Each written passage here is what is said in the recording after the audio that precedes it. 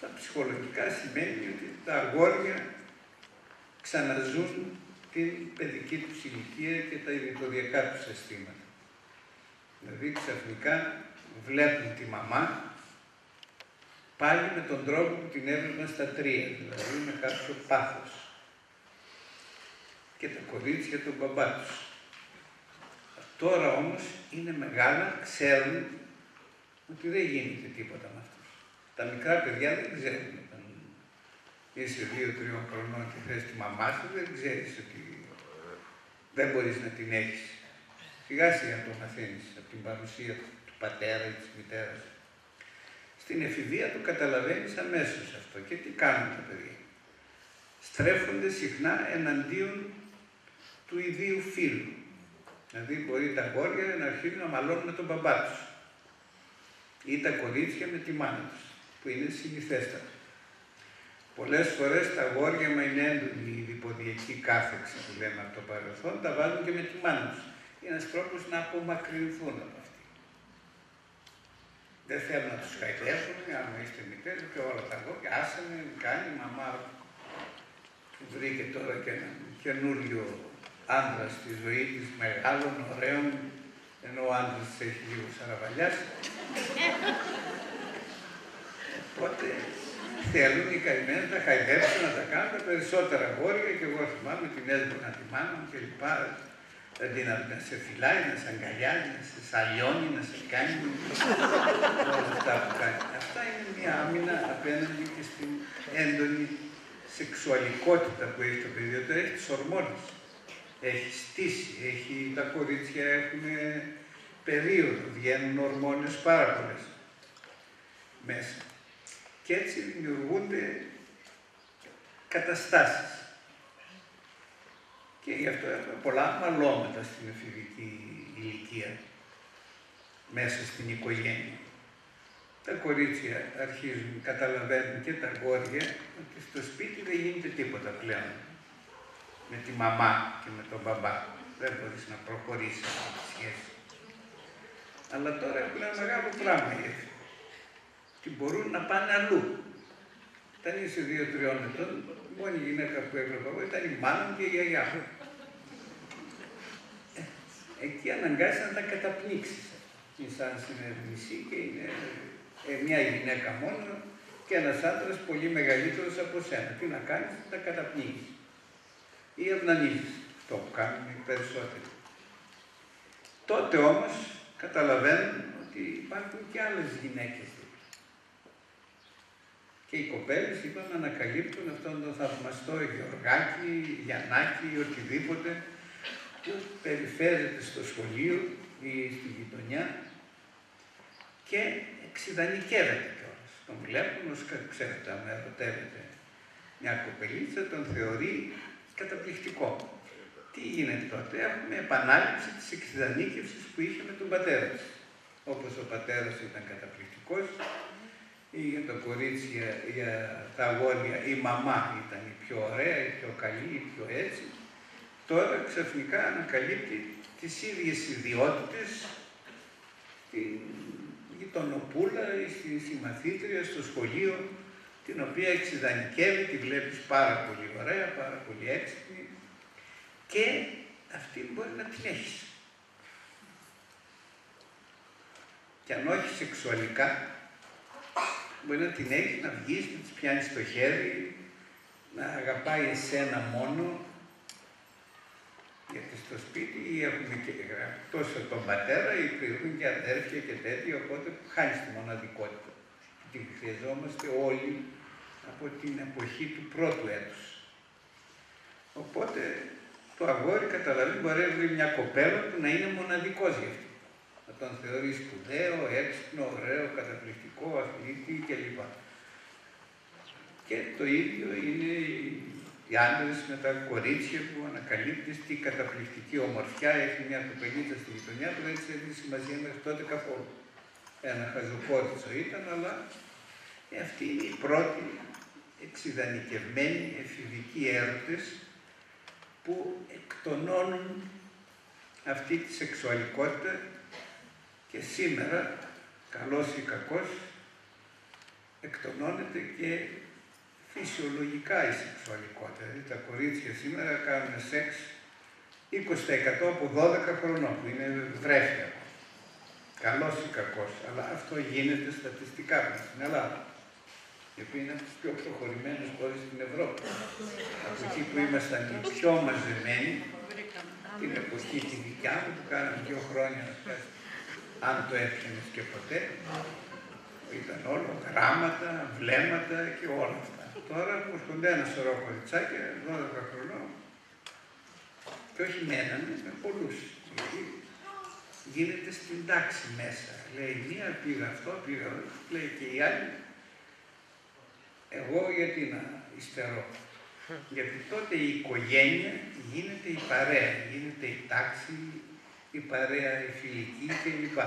Το παιδί δηλαδή φεύγει από το σπίτι και η οικογένειά του γίνεται η παρέα.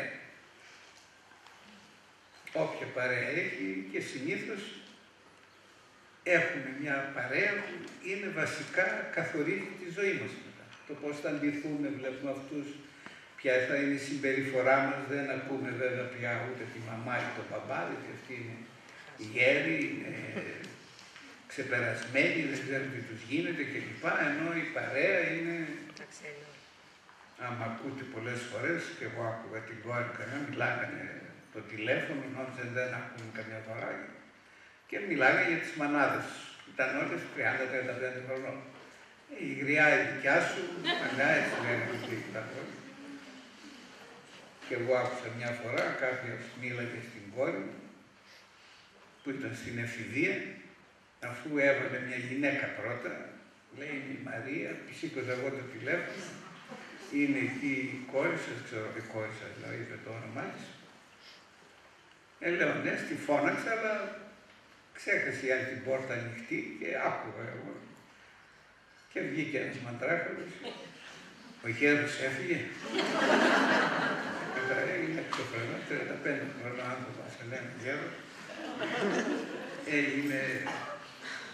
και μετά κορίτσια που άκουγα, ότι η μάνα δεν καταλαβαίνει τίποτα, είναι ξεπερασμένες, δεν ξέρουν τι τους γίνεται, έχουν πάρει αρτηριοσκλήρωση, όλα αυτά.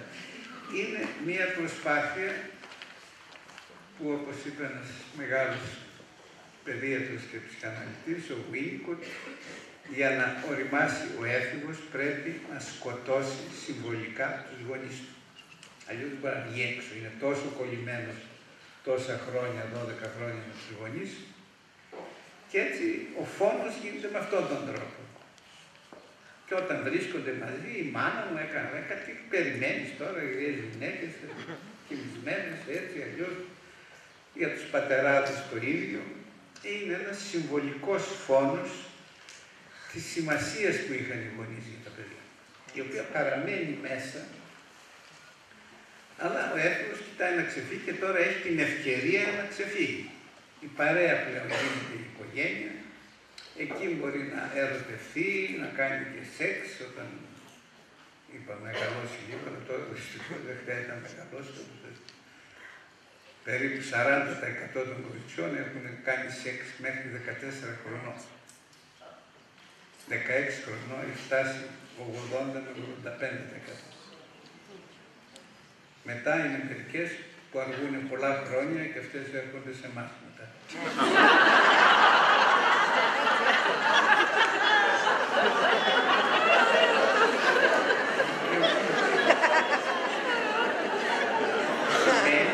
Είναι κοπέλες, μεγάλωσαν σε μια οικογένεια δύσκολη, με γονείς περίεργους, πώς τα λένε, τα μάτια, αυτά, τέτοιου τύπου. Έχω δυσκολίες. Δεν μπορώ, δεν κάνω, φοβάμαι να πλησιάσω. Δεν έχετε πάει μια γυναίκα, του λέω. Ήταν παρθένος, 36 χρονών. Αυτό είναι πολύ πιο συνηθισμένο στις γυναίκες. Πολλές γυναίκες, 38, 40, 42. Αλλά αυτοί έχουν πρόβλημα. Γι' αυτό έρχονται σε εμάς μετά. Άρα η δεύτερη μεγάλη κατάσταση για την εφηβεία είναι η σεξουαλικότητα, που βγάζει το παιδί από την οικογένεια που είναι κλεισμένος και δεν μπορεί να εκτονωθεί εκεί και πηγαίνει στην ευρύτερη κοινωνία, στην παρέα, όπου έχει και μια μοναδικότητα πλέον, αυτό που είχε ο μπαμπάς του. Έτσι ταυτοποιείται λίγο με τον πατέρα του, που είχε μια γυναίκα για τον εαυτό του και αρχίζει και αυτός και βρίσκει μια γυναίκα να τον αγαπάει, μόνο αυτόν, να τον βρίσκει καταπληκτικό, ό,τι και να είσαι, μόνο ο έρωτας σε εξηγάνει και έπαιρνος. Οι άλλοι λέει τι του βρίσκεις, ας πούμε, αλλά αυτοί που είναι ερωτευμένοι θεωρεί ότι είναι...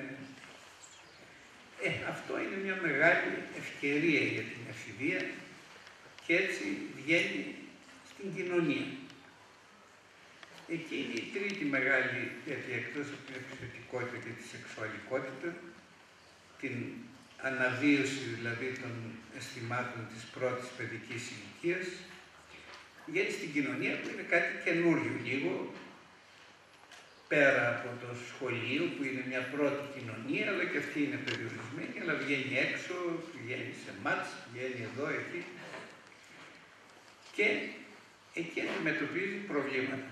Τώρα, αν είχε προβλήματα από το σπίτι του, μαζί με την φυσιολογική επιθετικότητα της εφηβείας, μπορεί να οδηγήσει σε παραβατικότητα τους εφήβους. Έρευνες του Πανεπιστημίου Αθηνών, που είχαμε κάνει και εγώ μετήχα λίγο με την καθηγήτρια Σπινέλη κλπ., είδαμε ότι 95 των εφήβων έχουν κάνει μία ή περισσότερες παραβατικές πράξεις. Από το να κλέψουν κάτι πράγματα από εδώ και από εκεί, μέχρι ληστεία και συχνά μεταφώνα. Βέβαια, πολύ πιο σπάνιο αυτό, αλλά οπωσδήποτε έχουν έντονη παραβατικότητα και οι φυλακές είναι γεμάτες από εφήβους. Παρόλο που προσπαθήσαμε, και εγώ προσπάθησα όταν ήρθα από την Αγγλία, ήμουν σε μια επιτροπή, να δημιουργήσουμε συνθήκες που να έχουν και κάποια θεραπεία κλπ. Οι έφηβοι ώστε να μπορούν να προλάβουν τα αυτά. Αλλά όταν ένας είχε θυμό με την οικογένειά του, θα ξεσπάσει έξω. Η κοινωνία γίνεται μετά η μητέρα. Και έτσι ένας θυμωμένος άνθρωπος θα βγει στους δρόμους συνέχεια, με απεργίες, θα κλείσει, θα δέρνουν ένας τον άλλον, θα μαλώνουν με την αστυνομία που είναι τρόπο την αντιπατρική εξουσία.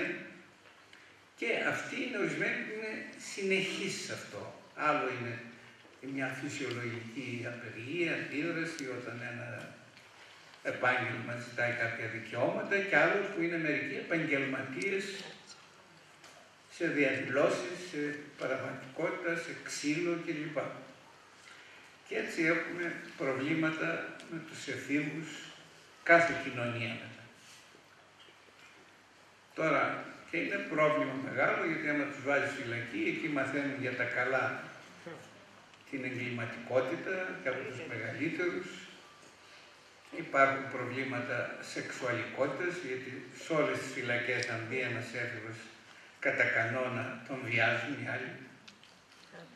Και αυτό έχουμε χωριστές εφηβικές φυλακές, αλλά και εκεί συμβαίνει το ίδιο, από τους μεγαλύτερους, τους αυτούς. Και έτσι είναι μεγάλο πρόβλημα.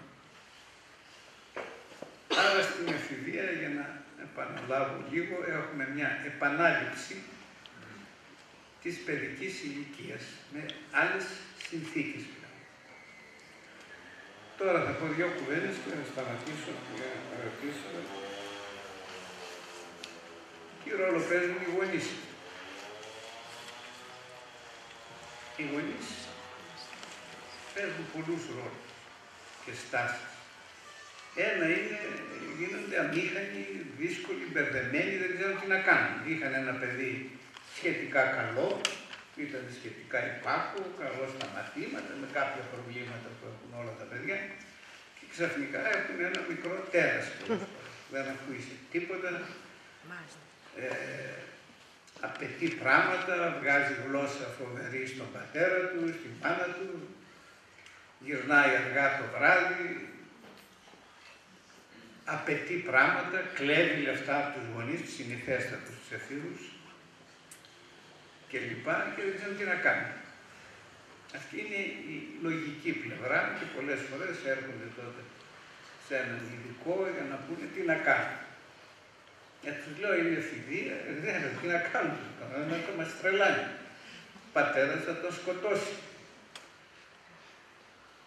Το άλλο πρόβλημα που έχουν οι περισσότεροι γονείς, που είναι, αυτό είναι συνειδητό.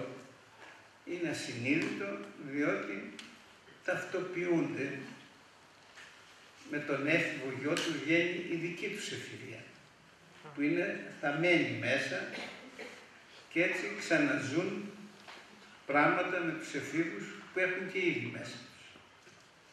Γι' αυτό πολλοί γονείς περιέργως οθούν τα παιδιά στην εγκληματικότητα ή στην παραβατικότητα ή στην υπερβολική σεξουαλικότητα. Δηλαδή πολλές και μητέρες, αυτό που δεν έζησε η ίδια, σμπρώχνει ασυνείδητα την κόρη να το κάνει. Ζει δηλαδή μέσα από την κόρη της. Άλλες και άλλοι που δεν ζήσαν αυτά τα πράγματα, ζηλεύουν τα παιδιά τους. Ότι τώρα, όπως και εγώ βρίσκομαι με διάφορους φίλους μου, καμιά φορά που είμαστε όλοι λίγο μεγαλούτσικοι τώρα, και λέμε κάθε φορά μεταξύ άλλων βέβαια που μας απασχολούν, λέμε μεγαλώσαμε λέω νωρίς, τώρα έπρεπε να ήμασταν νέοι με τις ευκαιρίες, τις σεξουαλικές και τα αυτά που υπάρχουν και ζηλεύουμε την καινούργια γενεά. Που έρχεται ο άλλος, που έχουν έφυγε 15-16 χρονών και έχουν πάρει με 20 γυναίκες και κούκλες, τώρα είναι και καλύτερες οι κοπέλες γιατί περιποιούνται πιο πολύ, τρώνε καλύτερα κλπ. Οπότε ο γονιός, ο στερημένος, ζηλεύει την κόρη και αυτό εκδηλώνεται, είπα, καμιά φορά με το να τη μπρόχνει παραπάνω, αλλά συνήθως να θέλει να τη σταματήσει. Παραπάνω από ό,τι επιτρέπει η κοινωνία σήμερα. Και τότε έχουμε έντονα προβλήματα, γιατί οι κοπέλες βλέπουν πως είναι οι άλλες οικογένειες και μια που είναι πολύ αυστηρή κλπ. Θα αρχίσει να αντιδρά ή να πάθει να κάνει απόκριση αυτοκτονίας, είναι συνηθέστερο στους εφήβους, όχι μόνο γι' αυτό, αλλά και σμπρώχνουν τα παιδιά σε μια αφύσικη λίγο κατάσταση. Είναι γονείς που δεν αφήνουν να βγαίνουν έξω μέχρι 18 χρονών μόνα τους, θέλουν να ελέγχουν όλες τις παρέες. Λογικό είναι βέβαια, και εγώ γονιός είμαι, να θέλεις, αλλά είναι ανάθεμα για τον έφηβο να σου κουβαλάει την φιλενάδα ή τον φίλο που έχει κάθε φορά να τον εγκρίνει η μαμά ή ο μπαμπάς. Ή να παίρνεις την άδεια για να πηγαίνεις εδώ και εκεί. Αυτά οι έφηβοι δεν τα μπορούν. Αισθάνονται ότι είναι ελεύθεροι, είναι μεγάλοι, είναι αυτόνομοι. Ξαναβγαίνουν δηλαδή τα προβλήματα του δεύτερου έτους. Και έτσι έχουμε προβλήματα πάλι. Άλλοι γονείς ξαναζούν τα ειδιποδιακά αισθήματα που είχαν και οι ίδιοι σαν παιδιά, που είναι θαμμένα μέσα τους. Οπότε η κόρη για τον μπαμπά γίνεται ασυνείδητα, καμιά φορά και συνειδητά βέβαια, ερωτικό αντικείμενο. Στην Αγγλία και εδώ περίπου το ίδιο έχουμε, 30% των κοριτσιών έχουν υποστεί σεξουαλική παρενόχληση από τους γονείς ή από στενούς συγγενείς. Που είναι τεράστιο ποσοστό. Αλλά όλοι δεν παρενοχλούν τα παιδιά τους, απλώς νιώθουν έντονα αισθήματα. Βλέπει ο πατέρας η κόρη του να γίνεται μια κούκλα, η σχέση με τη γυναίκα του ή δεν έχει πάει καλά, ή έχει βαρεθεί, ή όλα αυτά που συμβαίνουν σε ένα γάμο. Και έτσι και ξαφνικά έχει μια κούκλα μπροστά του που τον θαυμάζει και τον κάνει κλπ. Άντε να το βρεις αλλού έξω, γιατί ήδη και ο μπαμπάς δεν είναι πλέον στην πρώτη νεότητα, δεν βγαίνει έξω και τον κοιτάνε οι γυναίκες, η μόνη νέα ωραία κοπέλα που τον κοιτάνε είναι η κόρη του. Και εκεί δημιουργούνται πάρα πολλά προβλήματα τα οποία δεν εκφράζονται βέβαια. Εκτός από περιπτώσεις σεξουαλικής παρενόχλησης κλπ. Που είναι ανώμαλες. Τα άλλα αυτά που λέω είναι φυσιολογικά. Το ίδιο κάνει και η μητέρα. Ο άντρας έχει κάνει κυλίτσα, φαλάκρα, σπρίσαν τα μαλλιά του ή οτιδήποτε.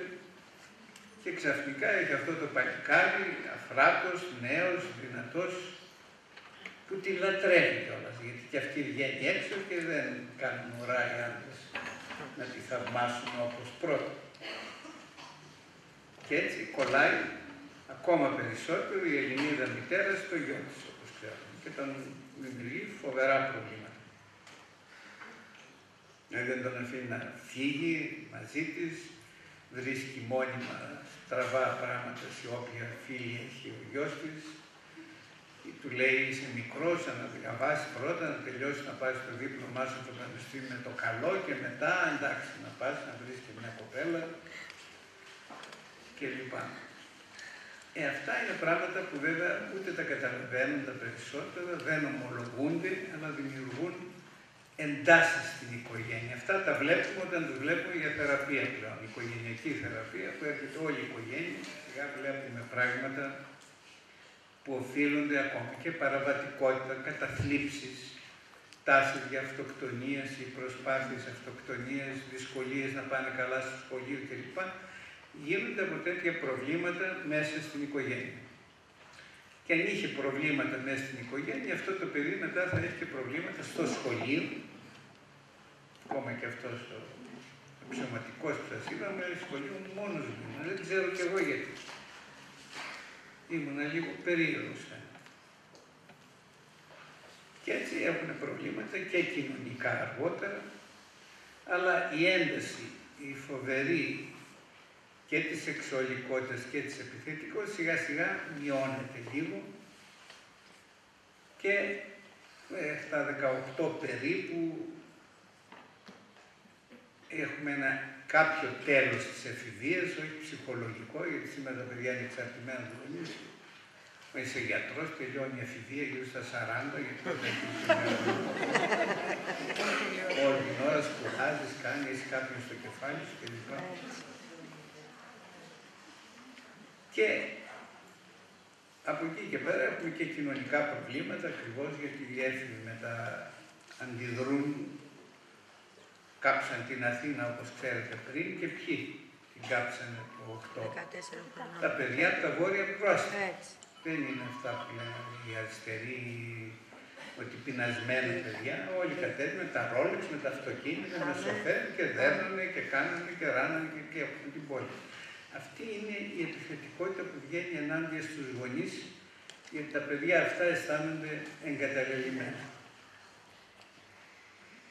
Γιατί, και θα τελειώσω με αυτό, μια κακή μητέρα είναι καλύτερη από 5 καλές. Θα το λέω πάντα. Δηλαδή το παιδί θέλει στον πρώτο χρόνο επανάληψη από την ίδια γυναίκα. Μπορεί να είναι ο μπαμπάς, μπορεί να είναι μια Φιλιππινέζα, αλλά να είναι αυτή. Να μυρίζει τη μυρωδιά της, το ίδιο χάδι, την ίδια φωνή, το ίδιο παραμύθι, το ίδιο τραγούδι. Τα παιδιά, ξέρετε, πας λες ένα παραμύθι, το ίδιο παραμύθι κάθε βράδυ. Εγώ άλλαζα μια λέξη μόνο, σταμάταγα. Όχι, δεν είναι έτσι, με παρέλυσε στο κέντρο. Αυτό τους δίνει μια ασφάλεια. Γιατί αλλιώς όταν βγαίνουν έξω έχουν προβλήματα. Η εφηβεία όμως είναι και η ανακάλυψη του κόσμου, η ανακάλυψη του έρωτα, η ανακάλυψη των δυνατοτήτων που έχουμε μέσα μας και γι' αυτό μπορεί να είναι και η ωραιότερη περίοδο της ζωής και σίγουρα ήταν για μένα. Αν δεν έχεις πολλά προβλήματα από πριν. Λοιπόν, να σταματήσω εδώ και από εκεί και πέρα έχουμε χρόνο να θέλετε να ρωτήσετε.